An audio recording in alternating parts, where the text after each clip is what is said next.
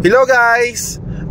Sa video na to, ituturo ko sa inyo yung tamang pag-control ng gas at ng ating brake, no? Para kasi napapansin ko kahit sa mga matatagal lang driver, napapansin ko talaga na mali talaga kahit saan ko tingnan, parang mali talaga yung mga ginagawa nilang pag-control at paggamit ng brake at ng ating gas, no? Kumbaga hindi siya kontrolado. Samahan nyo driver para din po sa inyo to, no? Okay.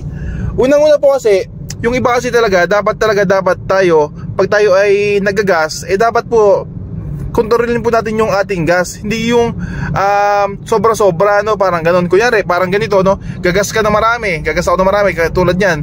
Sabay preno, gagas na marami, sabay preno. Parang ganun po yung nangyayari sa iba, no?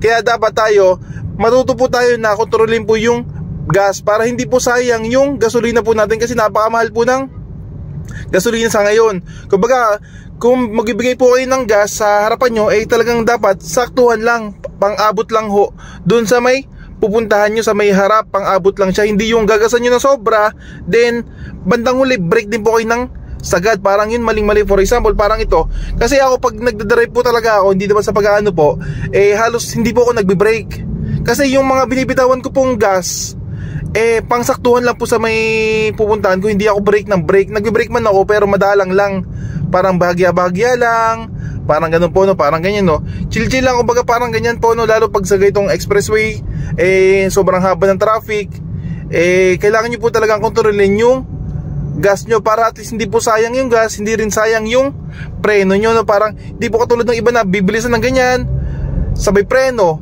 bibilisan, sabay preno. Parang alam nyo yun. Kumbaga dapat parang kontrolin nyo lang po yung gas, depende po sa harapan nyo. Kung medyo alam nyo na hindi traffic, medyo maluwang, yun, pwede po nyo pong gasan ng gasan yun. Pero kung katulad po nito, traffic na parang go with the flow lang siya, hinto go, ikaw mo na lang, chill mo na lang yung paa mo. Parang ganun, kumbaga parang relax lang na tapakan mo lang ng bahagya, paabuti mo lang sa pupuntahan mo. Hindi yung tatapakan mo ng sagad, sabay preno, tatapakan mo ng sagad, sabay preno. Parang ganun po, no? Yun, para at least magkaroon po tayo ng idea, lalo na iba, para hindi sayang yung gas, hindi sayang yung gulong, hindi mapupudpod, hindi sayang yung brake pads. Parang marami po masasayang kapag pangit po yung pag-control nyo ng gas at ng ating brake. Yun, salamat po guys. Yun lang po, simpleng video natin. Ingat po.